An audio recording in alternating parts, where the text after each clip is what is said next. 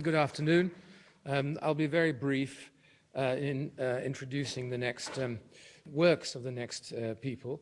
There are four writers, only one of whom still lives in China. So much of what you'll hear is exile literature, and of course much of many politics are also taking place in exile. Now, it's often said that what people write or say outside China doesn't really matter in China, that exile is a kind of death, because the only thing that really matters is what happens domestically in China itself.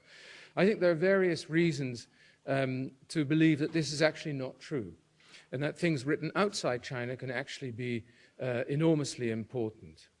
And I'll give you three reasons, and there may be more, but I'll give you three reasons by way of introduction to what you'll be hearing in a minute. One is that, of course, China has a long tradition of exile. It goes back many, many centuries. Some of the great poems in Chinese literature have been written by people who've been exiled to inhospitable places beyond the Great Wall, and so on.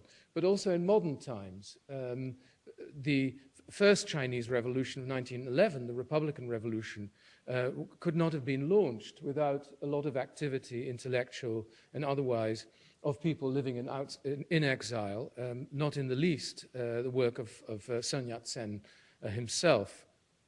The second reason, I think, why it matters, perhaps even more than it would have in the past, is the nature of global communications. That no country, except possibly North Korea, and even there it's somewhat doubtful. No country is sealed anymore from the rest of the world. Things that are published outside China do find their way in, either in cyberspace or otherwise. People do know it's a porous place. The third reason, I think, is the nature of Chinese civilization itself. After all, China is not just, when we say China, we don't mean just a state or a nation state. We don't mean one ethnic group either. It's not a racial category. What we mean when we talk about China loosely, it incorporates at least several states, but it's really a civilization. And a civilization can be expressed in many different ways, through its food, through its monuments, its architecture, and so on. I would say, and this is not an original idea, but I would say that Chinese civilization is rarely expressed through the written word. It's the one thing that all Chinese can take part in, whatever their language or dialect. It's perhaps a famous scholar has once even proposed the notion that one of the reasons that the Chinese seem to be somewhat lax about the preservation of the physical monuments of the past is the deep belief in all Chinese that as long as the written word is there, Chinese civilization will live on.